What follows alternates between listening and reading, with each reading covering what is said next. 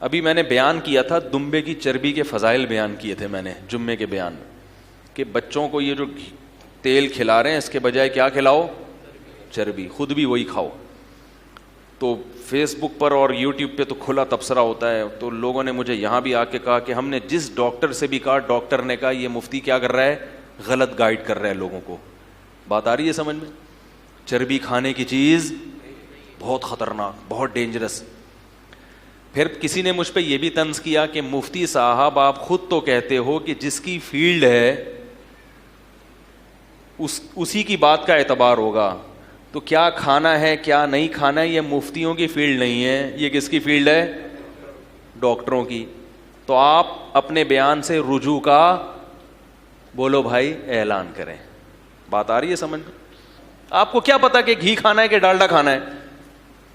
سمجھ میں آئی بات؟ اس کا جواب سنیں.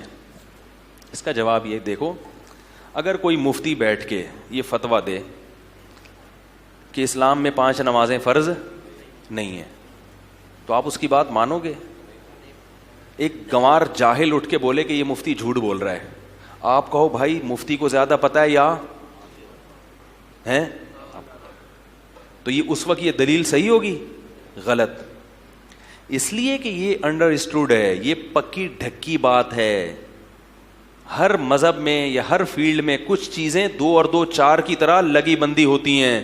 اس میں نہ کسی عالم کی ضرورت, نہ کسی اس میں اس فیلڈ کے ماہرین کی ضرورت ہی نہیں ہوتی. اس میں تو کوئی اگر اس کے خلاف کہے گا تو یہ اس کے بے وقوف ہونے کی علامت ہوگی. جو مفتی یہ کہہ دے کہ 5 نمازیں نہیں ہیں 4 ہیں, اس کا مطلب یہ مفتی نہیں ہے, یا تو یہ جھوٹ بول رہا ہے یا یہ مفتی ہے ہی نہیں, یا یہ پیسے لے کے غلط بیانی سے کام لے رہا ہے, یا اس کے پاس علم ہے مگر اس کی مینٹل اپروچ بالکل بھی نہیں, سے پتہ نہیں کون سی تحقیق نکال کے لے آیا یہ, یا اس کو کوئی اور بیوقوف بنا رہا ہے, کوئی دوسرا مفتی. کچھ نہ کچھ دال میں کہیں نہ کہیں کالا کالا ہے. کیونکہ اسلام میں 5 نمازیں فرض ہیں, حج فرض ہے. اس کے لیے کسی سے پڑھنے کی کتابوں کی تو صدیوں سے متواتر چلی آ رہی ہے یہ چیز, اس میں تو دوسری رائے ہو ہی نہیں سکتی. تو اس میں علماء کا یا ان چیزوں کا اعتبار نہیں ہے. اس میں تو کوئی انکار کرے گا تو وہ کیا ہو جائے گا. تبھی میں کہتا ہوں نا, تقلید امام ابو حنیفہ کی جو ہم کرتے ہیں ان مسائل میں جن میں دونوں طرف احادیث ہیں, جو منصوص مسائل ہوتے ہیں نا, جو قرآن و سنت نے بالکل واضح بیان کر دیے, اس میں کسی کی تقلید نہیں ہوتی.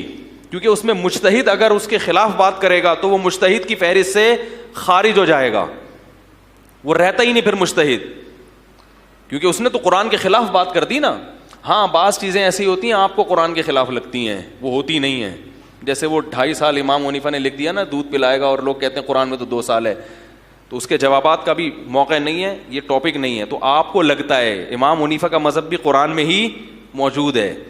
تو خیر, تو یاد رکھو, جیسے کوئی مفتی کہہ دے کہ اسلام میں 5 نہیں 4 نمازیں ہیں, یا کوئی کہہ دے کہ اسلام میں نماز ہی نہیں ہے, یا کوئی کہہ دے کہ حج نہیں ہے, یا کوئی کہہ دے کہ زنا کی اجازت ہے مجبوری میں, ٹھیک ہے نا, اس قسم کی چیزیں مارکیٹ میں آ رہی ہیں. متع کر لو, اسلام میں گنجائش ہے, حالانکہ اسلام میں متع کی کوئی گنجائش نہیں ہے. کہتے ہیں 2 گواہوں کی موجودگی میں اگر کوئی زنا سے بچنے کے لیے متع کر لے, میں کہتا ہوں پھر تکلف کی ضرورت کیا ہے؟ زنا میں بھی وہی ہوتا ہے, متع میں بھی وہی ہوتا ہے. فرق اتنا ہو گیا کہ پہلے چھپ کے کر رہے تھے, اب 2 آدمیوں کو آپ نے گواہ بنا دیا, تو نام چینج کر دیا.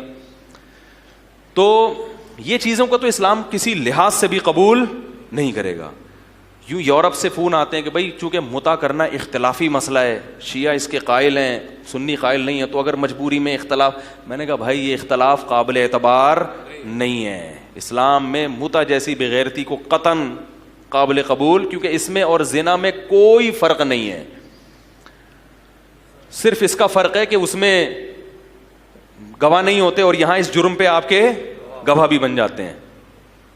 تو یہ چیزیں پکی ڈھکی ہیں. تو اسی طرح یاد رکھو, میڈیکل سائنس کی کچھ چیزیں ایسی ہیں جو بالکل پکی ڈھکی ہیں, اس کے کچھ اصول بھی ایسے ہیں. وہ اصول کیا ہے کہ فطرت کبھی غلطی, بولو بھائی, نہیں کرتی. جو قدرت نے آپ کی نیچر بنائی ہے نا, اس کے خلاف کسی ڈاکٹر کے کہنے سے, ابے بول لو یار, نہیں چلو. ڈاکٹر آپ کو نیچر کے خلاف لے جا رہا ہے, اس کو خود علاج کی ضرورت ہے. خود اس کو کسی لیبارٹری میں رکھواؤ بھائی, کیا باتیں کر رہا ہے. ابھی مجھے لوگ کہتے ہیں, ڈاکٹر کہتے ہیں اتنے گلاس پانی پیو. میں نے کہا کیوں ڈاکٹر کیوں کہہ رہے ہیں بھائی؟ جتنی پانی کی ریکوائرمنٹ ہے نا وہ باڈی خود بخود, یہ تو ہزاروں سال سے یہ جو بیسک چیزیں ہیں نا انسان کی, اس کے لیے اللہ نے انسان کو ڈاکٹروں کا محتاج. ہاں کوئی بیمار ہو جائے, کولیسٹرول بڑھ جائے, پھر ڈاکٹر کہیں کہ اتنا پانی پیو تاکہ یہ شوگر لیول کم ہو, وہ ایک الگ. نارمل آدمی کی بات کر رہا ہوں جو بیمار نہیں ہے, اس کو پانی پینا کتنے گلاس ہے یہ ڈاکٹروں سے پوچھ کے پیے گا, بیمار ہو جائے گا. سمجھ میں آ رہی ہے بات؟ کیونکہ باڈی کی ریکوائرمنٹ کم ہے, ڈاکٹر نے 25 گلاس بول دیا, 25 پی کے بیڑا غرق ہو جاتا ہے گردوں کا. تو کیونکہ یہ چیز خود بخود قدرت نے, بولو بھائی, پانی بنیادی, آکسیجن بنیادی ضرورت ہے یا نہیں ہے؟ اب آپ کے ڈاکٹر صاحب میں نے دن میں کتنی دفعہ سانس لینا ہے؟ بھائی جتنا سانس لینا ضروری تھا آٹومیٹک قدرت نے. یہ لوگ بھی یہ بھی کرتے ہیں. ہمارے ایک دوست کہتے ہیں میں 1.5 روٹی کھاؤں گا. میں نے کہا کیوں؟ کہہ رہے ہیں میں نے کہا بھائی جتنی بھوک ہے نا اس حساب سے کھاؤ. کبھی 1.5 کی ہوتی ہے, کبھی 2 کی ہوتی ہے, کبھی 3 کی ہوتی ہے. اب دیکھو, ایک میں نے بیان کیا تھا کہ لوگ پوچھتے ہیں سونے کا سب سے بہترین ٹائم کون سا ہے. اصل یہ کہ جب نیند آ رہی ہو. بات آ رہی ہے سمجھ میں؟ لیکن اس نیچرل ٹائم کو لوگوں نے بگاڑ دیا ہے, سوتے نہیں رات کو. تو پھر ہم یہ کہتے ہیں کہ مصنوعی طریقے سے کہ بھائی پہلے رات کو جلدی, ورنہ اوریجنل جو نیچر کا ہے نا بنایا ہوا ٹائم, اس کو صحیح کریں. اسپیکر کو, مائک کو کیا ہو گیا؟ کھانا کھانے کے بعد انسان کو نیند آتی ہے, تبھی دوپہر کا کھانا کھاؤ تو شریعت بھی کیا کہتی ہے؟ تھوڑی دیر سو جاؤ, نیند آئے گی. رات کو بھی اس لیے کہتے ہیں کہ کھانے میں اور سونے میں زیادہ وقفہ, بولو نا, نہیں ہونا چاہیے. کیونکہ جب آپ کھانا کھاتے ہیں نا رات کو ایک دم غنودگی میں نے اس پر بیان کیا تھا نا کہ یہ جو چربی ہے نا, چربی جو جانور کے گوشت کے ساتھ اللہ نے پیدا کی ہے, یہ بلا وجہ پیدا نہیں کی ہے. اور دمبے کی چکی میں پورا گھی کا ڈبہ لگا دیا ہے پوری زندگی دمبا وہ ڈبہ ہمارے لیے اٹھائے اٹھائے گھومتا ہے. وہ اسی لیے قدرت نے کہ تم کھاؤ.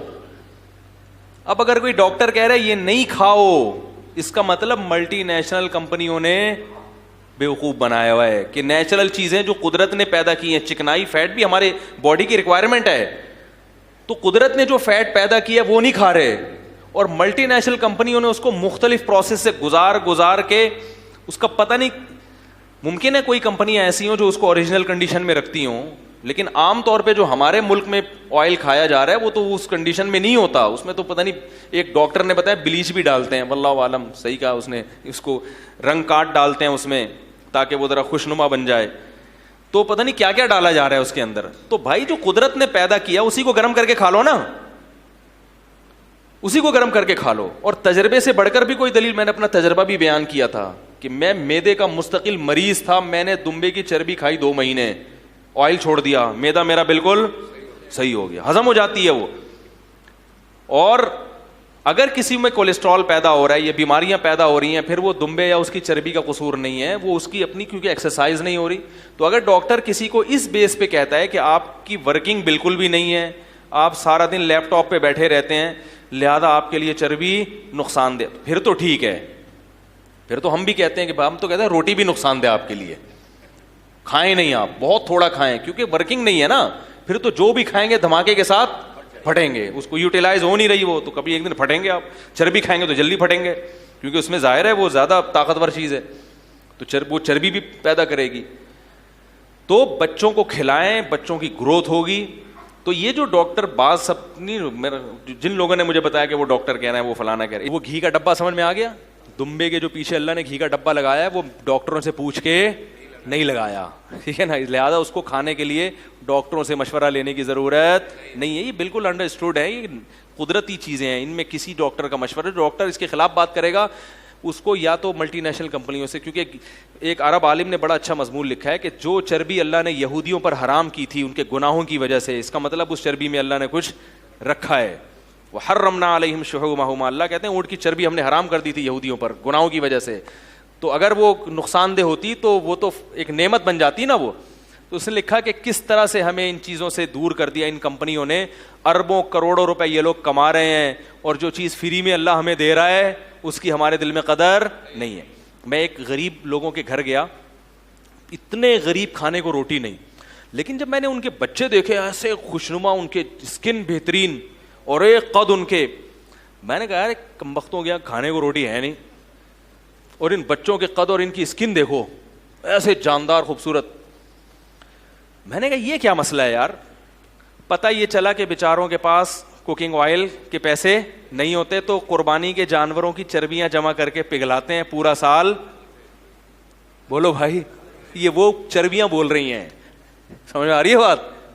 تو میں نے کہا یار یہ اللہ کرے یہ والی ٹینشن کہ گھی تیل خریدنے کے پیسے نہ ہو.